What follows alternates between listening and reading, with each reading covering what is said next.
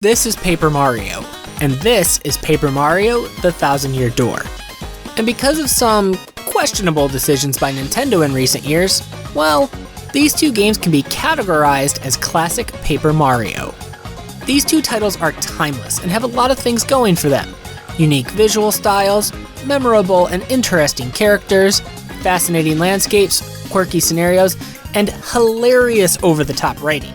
But beyond all of those defining characteristics, I contend that the secret sauce, that extra spice, that magic ingredient that fills my soul with a flavorful burst of radiance that embodies the spirit of the first two Paper Mario games is this right here, the level up screen. Jokes aside, the level up screen really is a part of the classic duo's core game design. So let's talk about it and find out how such a simple thing managed to define a new style of progression gating for the RPG genre. I hope that secret sauce Nintendo used is taco flavored and served on the XS Express. This is the perfect progression system of classic Paper Mario.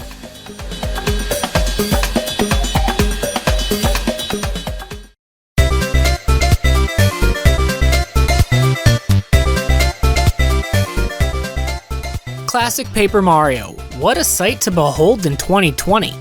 Paper Mario might not be what it used to after Sticker Star decided to burn the series down with a passion that rivals the intense heat of 10,000 suns combined. But back in the day, Paper Mario was a jam. There's a lot of things that these games did differently from contemporary RPGs at the time. But like the title of the video implies, I want to focus on how both Paper Mario and Paper Mario: The Thousand-Year Door created a new style of character progression that really became the engine that drives the core game design of these titles. Let's take a look at some other RPG titles that were released just before Paper Mario to quickly understand the landscape of the genre back in the day. I think no one here is surprised by the titles they're seeing on screen, minus Legends of Legaia, which is a complete hidden gem of an RPG if you ever get the chance to play it. And while some of these games have some variation of the traditional RPG system, they all follow one similar structure. Characters battle for experience points, which help them gain levels, and that's where they get stat increases and learn abilities. At this point in video game history, this was a tried and true system that some of my favorite RPGs like Chrono Trigger, Super Mario RPG, and Final Fantasy used. So I think it's okay to refer to this oversimplified model when discussing how RPGs worked at the time. Classic Paper Mario, unsurprisingly, has all of these same tasty ingredients.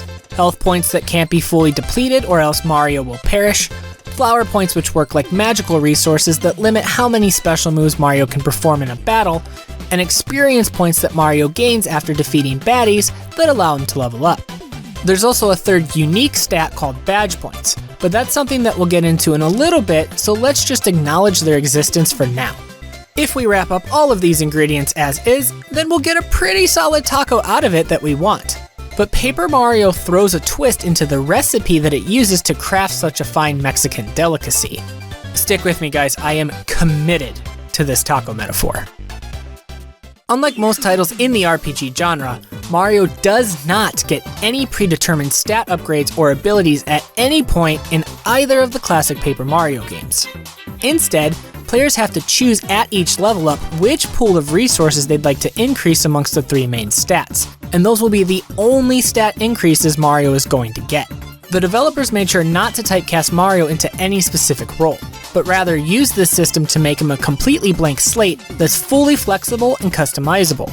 The agency of character growth is placed solely on the players, and it shows because at every single point during their adventures, players will have to make a decision at every level up to control how their version of Mario progresses without the influence of developers. It all culminates with the level up screen, and that's why I called it the special sauce that gives our tasty taco its extra special kick. This screen is simple to understand, and that's great, and the choices players make here will have massive ramifications for the rest of the time a player spends in the worlds of classic Paper Mario titles. The three options here create a neat balancing act that players have to manage throughout their journey, because every time one stat is selected, it means that the other two stats are not being selected. This balancing act starts from the very first level up of the playthrough and goes all the way until the end of the game. Personally, I think this design was a monumentally positive design choice for the RPG genre back in the day because there are a ton of benefits it brings while simultaneously being super simple to understand. Personalization is something that a lot of games weren't really doing back when the first Paper Mario was released, but the classic duo of games allows players to create their own playstyles to best suit their journey. If you're a player that values survivability, choose heart points. Battles might take longer since you have less special moves available, but you won't be as likely to fall in combat. On the flip side, a high amount of flower points means you can use a lot of special moves, but your low HP always puts you at a risk of getting a game over. There's definitely a spectrum that has hyper offense and hyper defense as its endpoints, and you can choose anything in between. This deep level of flexibility and customizability is also a great way of handling multiple playthroughs for the classic Paper Mario titles. Having knowledge about what will happen at any point means there's a lot of room to optimize and experiment within this system. And that's definitely the trend that I've seen in my experience with the Paper Mario community.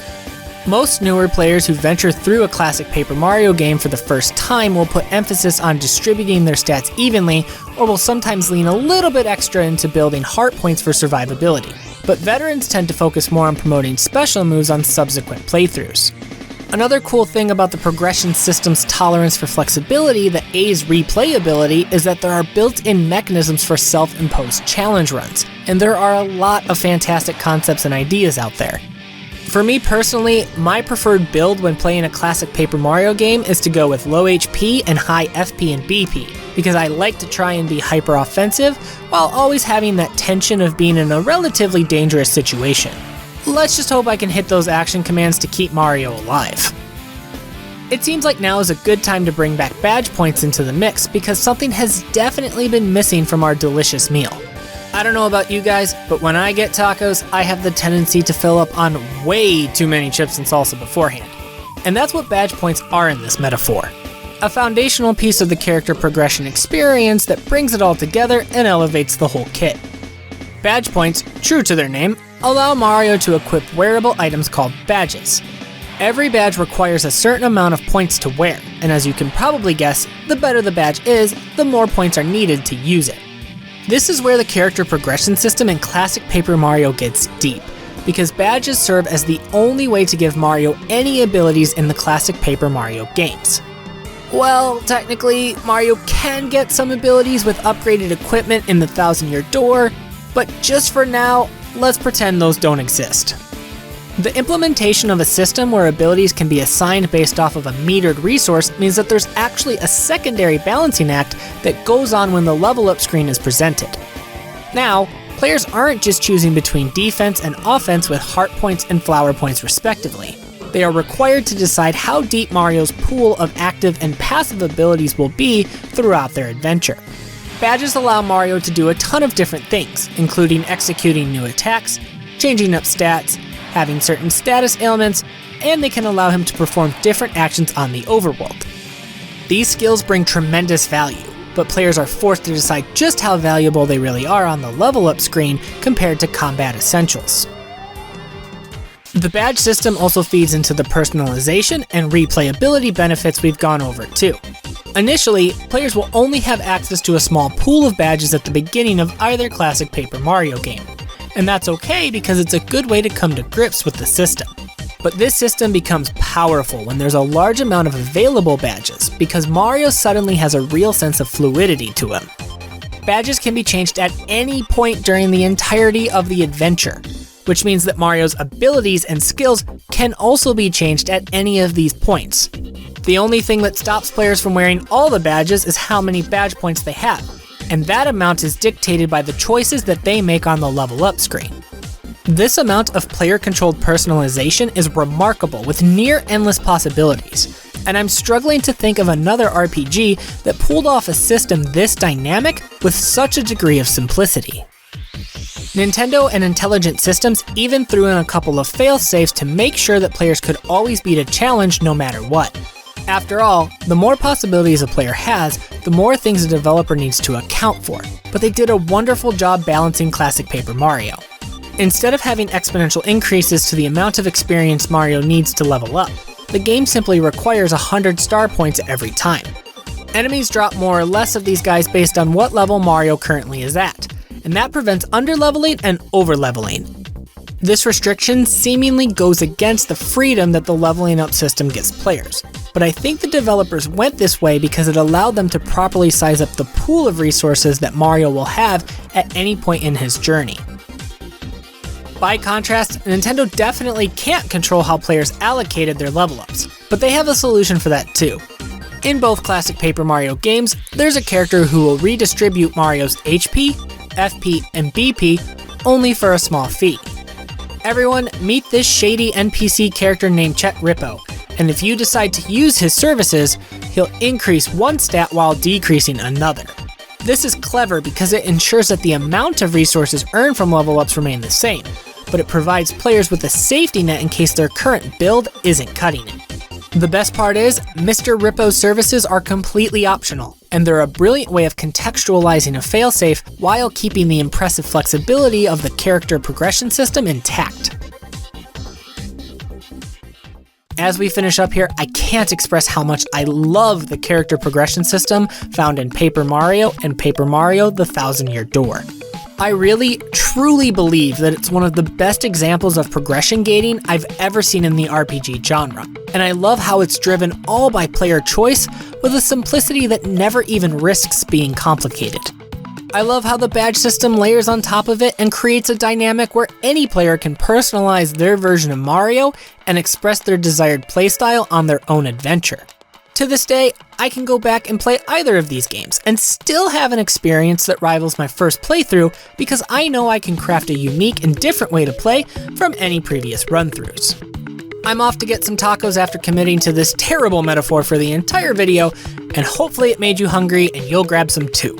Hit up the comments and let me know what you think of Paper Mario's character progression system, and also tell me what kind of tacos you like. I know mine will be soft flour tortillas filled with seasoned ground beef, crisp lettuce, juicy tomatoes, onions, and absolutely overflowing with taco sauce.